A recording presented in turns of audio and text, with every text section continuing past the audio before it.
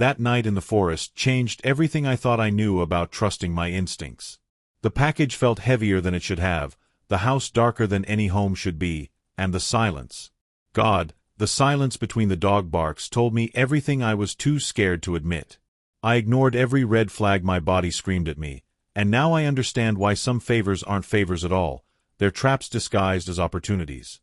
If you've ever said yes when everything inside you whispered no, if you've ever taken money for something that felt wrong but told yourself it was harmless, you need to hear what happened to me in that forest.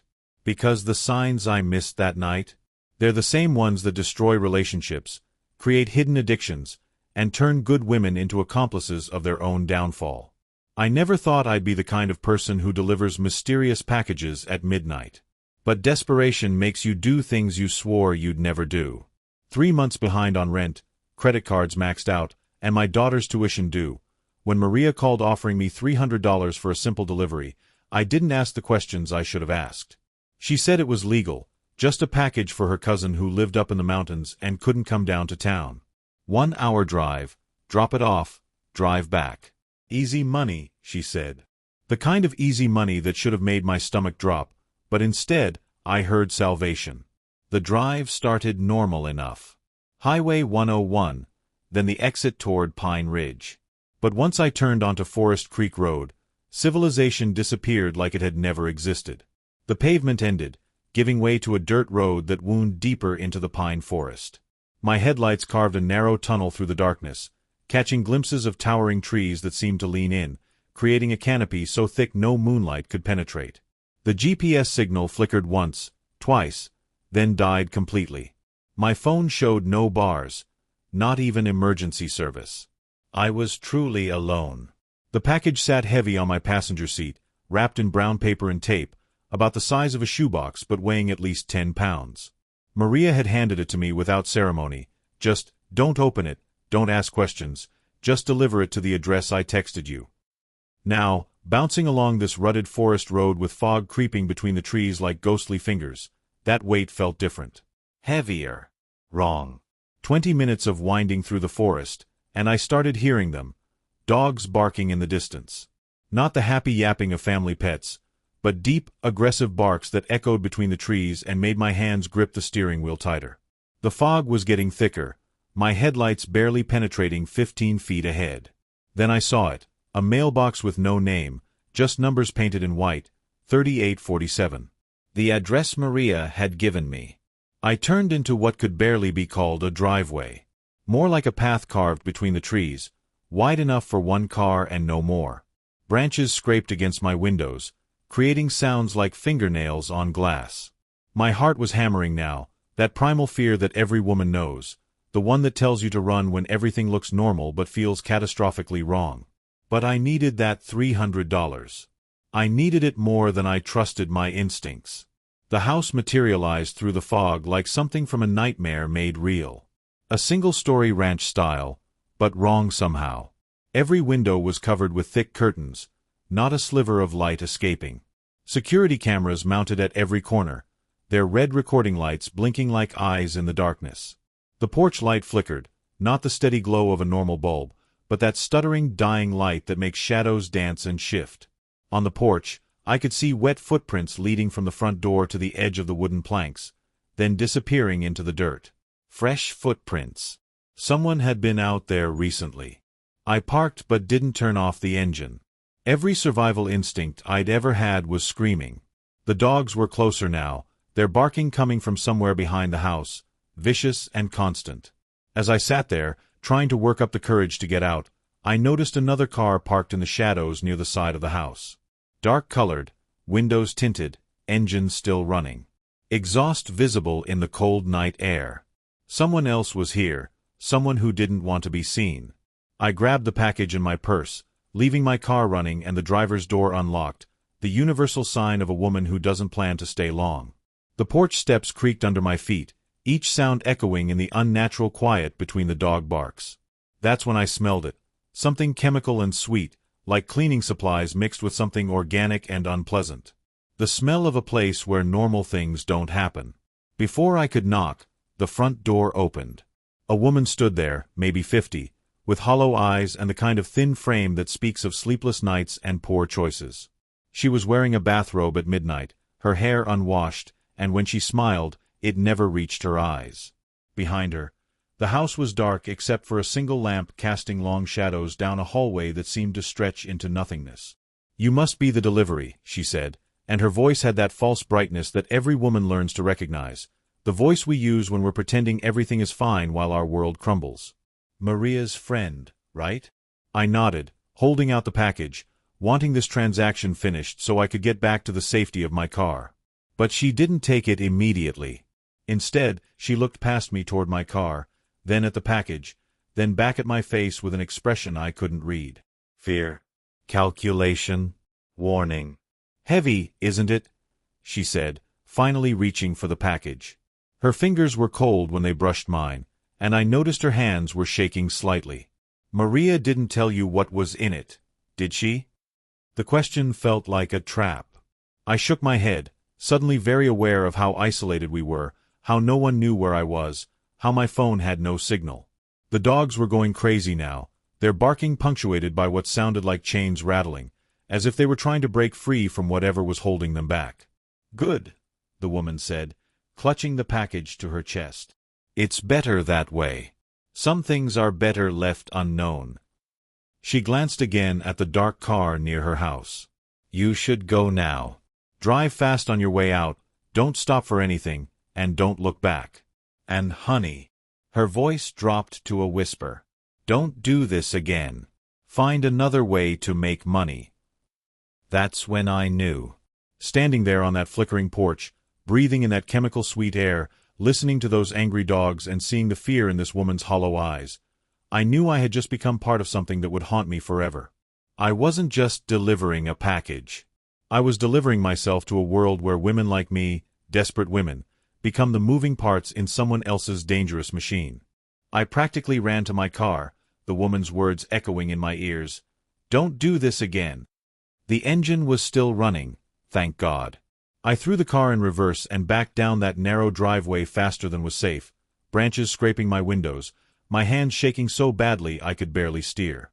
In my rearview mirror, I could see the house through the fog, that porch light still flickering, and I swear I saw figures moving in the windows, shapes that hadn't been there when I arrived. The drive back to the main highway felt like an eternity. Every shadow between the trees looked like a person, every sound made me check my rearview mirror, every turn in the road made me wonder if I was being followed. When I finally reached pavement and saw other cars, saw streetlights and gas stations and all the normal markers of civilization, I pulled over and cried. Deep, shaking sobs that came from somewhere primal and afraid. But here's what terrifies me most. I almost went back. 3 weeks later, when the rent was due again and Maria called with another simple delivery, I almost said yes. "The money was good," she said. "Easy work. Just another package, another address, another night drive." And for about 10 minutes, sitting at my kitchen table with bills spread around me like accusations, I considered it. That's how it starts, isn't it? That's how good women, smart women, women who should know better, get pulled into situations that destroy everything they've worked for. One compromise, one exception, one time when the money is too good and the need is too great. One night when you ignore the voice inside you that's screaming danger because you're desperate enough to mistake it for opportunity. I see it everywhere now, this pattern. In my friend Sarah, who started selling things she couldn't explain for her boyfriend and ended up losing her nursing license. In my sister Carmen, who got involved in a business opportunity that turned out to be money laundering and almost cost her custody of her kids. In women at my church, my work, my neighborhood. Smart, capable women who got caught in situations they never saw coming because desperation makes you blind to red flags. The truth is, we're taught to be helpful, to say yes, to not ask too many questions when someone offers us a solution to our problems. We're taught that good women don't turn down opportunities to help others, even when those opportunities feel wrong in our bones. But what I learned in that forest is that some favors aren't favors, they're recruitment. Some opportunities aren't opportunities, they're traps. And some easy money is the most expensive mistake you'll ever make. So let me tell you what I learned that night, what I wish I had known before I took that package and drove into those dark woods. These are the lessons that could save you from making the same mistakes that nearly destroyed my life. First, your body knows before your brain does. That knot in your stomach, that tightness in your chest, that feeling like you can't quite catch your breath, that's not anxiety, that's intelligence. Your nervous system has been keeping women alive for thousands of years, and it knows danger even when your conscious mind is focused on dollar signs. When someone offers you money for something simple, something easy, something that isn't a big deal, and your body responds with fear, listen to your body. It's trying to save you from something your desperation won't let you see. I remember sitting in my car outside Maria's house before I took that first package, feeling like I might throw up. I told myself it was just nerves about driving at night, about going somewhere unfamiliar. But my body knew. My body was screaming that this wasn't a delivery job, this was something else entirely. If I had listened to that feeling, if I had driven away right then, I would have saved myself months of sleepless nights and the constant fear that someone might come looking for the woman who saw too much that night in the forest. Second, easy money never is. Every dollar that comes too easily costs you something. Your safety, your reputation, your peace of mind, or your freedom. When someone offers you $300 for an hour of work, when they say it's simple and legal but they can't explain exactly what you're doing or why they can't do it themselves, you're not being offered a job. You're being offered a role in someone else's story, and you won't like how it ends. The mathematics of desperation make us stupid. We calculate our immediate need against the money being offered, and we think we're making a smart decision. But we never calculate the real cost. The cost of becoming someone who does things we can't talk about, who carries secrets that make us afraid to answer our phones, who jumps every time someone knocks on our door.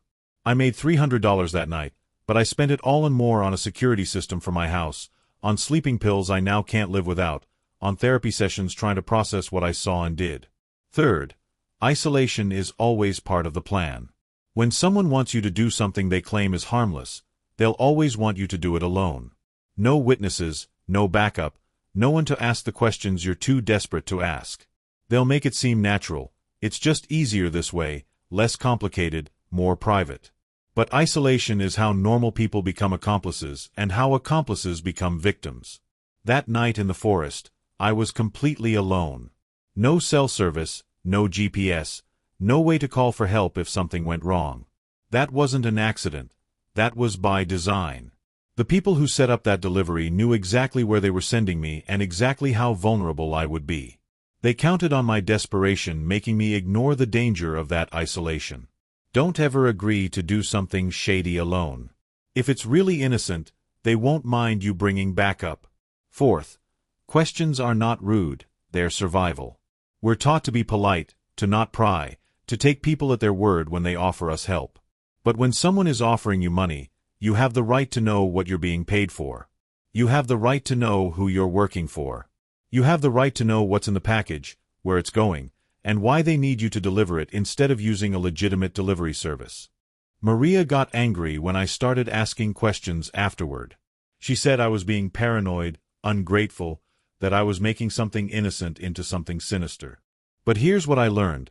People with innocent intentions don't get angry when you ask for clarity. They answer your questions because they want you to feel comfortable and safe. When someone deflects your questions, minimizes your concerns, or makes you feel bad for asking, they're telling you everything you need to know about their intentions.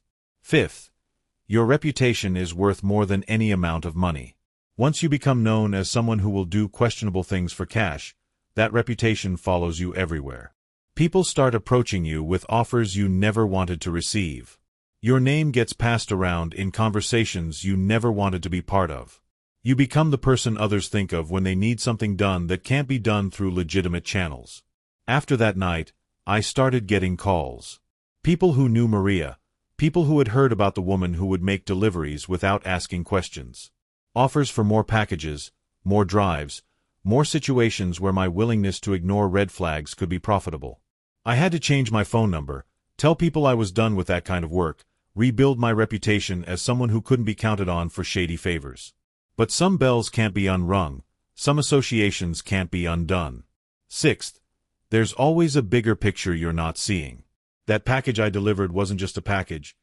It was part of a system, a network, an operation that I was never meant to understand. The woman who took it from me wasn't just a recipient. She was another piece in a machine that uses desperate people to move money, goods, and information in ways that avoid legal scrutiny. I was never just making a delivery. I was participating in something that probably hurt people I'll never meet. This is what keeps me up at night, wondering what was in that package, wondering what I helped make happen, wondering if my desperation for $300 contributed to someone else's addiction, someone else's exploitation, someone else's danger. When you're desperate, it's easy to tell yourself that you're not responsible for the bigger picture, that you're just trying to survive. But survival choices have consequences beyond our immediate needs. Seventh, the money will never be enough. That $300 solved my rent problem for 1 month, but it didn't solve my money problems. It didn't change the fact that I was living paycheck to paycheck, that I had no savings, that I was always one emergency away from desperation. But what it did do was introduce me to a way of making money that felt easier than finding legitimate work, easier than asking family for help, easier than facing the real financial changes I needed to make in my life. The dangerous thing about easy money is that it makes hard money, legitimate money, seem impossibly difficult by comparison. Why work 40 hours a week at minimum wage when you can make the same amount in one night doing something you can't talk about? But easy money comes with invisible costs that compound over time. Stress, fear, isolation, and the gradual erosion of your ability to make decisions based on anything other than immediate financial need. Eighth, trust your timeline. When someone needs you to do something right now, tonight, without time to think about it or talk to anyone else, they're not offering you an opportunity. They're exploiting your desperation. Legitimate offers can wait 24 hours. Legitimate people want you to make informed decisions. Legitimate opportunities get better when you have time to consider them, not worse. Maria called me at 8 p.m. and wanted me on the road by 10. She said it had to be that night, that the timing was critical, that if I couldn't do it she'd have to find someone else. That artificial urgency should have been my first clue that this wasn't a legitimate delivery. Real deliveries happen during business hours. Real deliveries can be rescheduled. Real deliveries don't require you to drop everything and drive into the forest at midnight. Now I have a 24-hour rule. I don't make any decision involving money, favors, or anything that feels emotionally charged until I've slept on it. I've lost opportunities because of this rule, but I've also avoided situations that would have cost me far more than any opportunity was worth. Ninth, secrets are poison. The requirement that I not tell anyone about the delivery, that I not ask questions about the contents, that I keep this business arrangement between Maria and myself, those weren't professional confidentiality requirements. They were isolation tactics designed to make sure I had no support system, no outside perspective, and no way to get help if things went wrong. Secrets make us sick. They create anxiety, depression, paranoia, and shame. They cut us off from the people who love us and want to help us. They make us feel like we're living double lives, like we're not the people others think we are. The requirement to keep that delivery secret has poisoned my relationship with my family, my friends, and myself. I can't talk about one of the most traumatic experiences of my life because talking about it might implicate me in something I still don't fully understand. 10th, you always have more options than you think you do. When you're desperate, your brain narrows your focus to immediate solutions, immediate relief, immediate escape from whatever pressure you're feeling. But desperation is a liar. It tells you that the dangerous option is your only option, that the questionable offer is better than no offer, that taking a risk is safer than staying stuck. But there are always other options. They might be harder, more time-consuming, more humbling, or more uncomfortable, but they exist. Food banks, financial counseling, family loans, legitimate second jobs, selling possessions, asking churches for help, applying for assistance programs. None of these options are as fast or as simple as taking money for questionable work, but all of them are safer and more sustainable. I wish I had called my sister that night instead of calling Maria back to accept the delivery job. I wish I had gone to my church and asked for help with rent instead of taking a package to a house in the forest. I wish I had applied for assistance programs instead of looking for quick cash. My pride told me those options were shameful, but there's no shame in asking for legitimate help. The shame comes from the choices you make when you're too proud to ask for help. Here's what I want you to remember. You are not as desperate as you think you are. You have more strength than you know. You deserve better than easy money from questionable sources. You deserve opportunities that don't require secrecy, isolation, or ignoring your instincts. You deserve to make money in ways that let you sleep peacefully at night. If someone approaches you with an offer that sounds too good to be true, it probably is. If your body responds to an opportunity with fear, listen to that fear. If someone wants you to do something alone, in secret, without asking questions, you're not being offered a job. You're being recruited for something that will cost you more than you can afford to lose. The forest that night taught me that some roads, once traveled, change you forever. Some packages, once delivered, make you part of stories you never wanted to tell. Some money, once earned, costs more than it pays. I can't undo what I did that night, but I can make sure it was the last time I let desperation make decisions for my life. You have the power to choose differently. You have the wisdom to recognize danger even when it comes disguised as opportunity. You have the strength to walk away from easy money when your instincts tell you to run. Trust yourself, trust your fears, trust that there are always better options than the ones that require you to compromise your safety or your peace of mind. That house in the forest is still there, those dogs are still barking, and that woman with the hollow eyes is probably still taking packages from desperate women who think they have no other choice. But you do have other choices. You always do. And the best choice you can make is to never ignore the voice inside you that whispers, "Danger," when someone offers you money for something you can't talk about. Don't be the next woman who drives into the forest carrying someone else's secrets. Don't be the next person who trades her peace of mind for temporary financial relief. Don't be the next story of someone who ignored every red flag because the money seemed worth the risk. You're worth more than that. You deserve better than that. And somewhere out there, there's a legitimate solution to whatever problem you're facing. A solution that won't require you to drive alone into dark places carrying packages you can't open for people you can't trust. If this story resonates with you, if you've ever found yourself considering opportunities that felt wrong but looked financially appealing, you're not alone. Subscribe to my channel and ring that notification bell, because I have more stories to share, more lessons learned the hard way, more warnings about the traps that catch good women when they're at their most vulnerable. Together, we can learn to recognize danger before it costs us everything. Together, we can find better solutions to our problems than the ones that require us to compromise our safety. Together, we can choose roads that lead to legitimate opportunities instead of dark forests where desperate women disappear into other people's dangerous plans. You have the power to choose differently. Use it.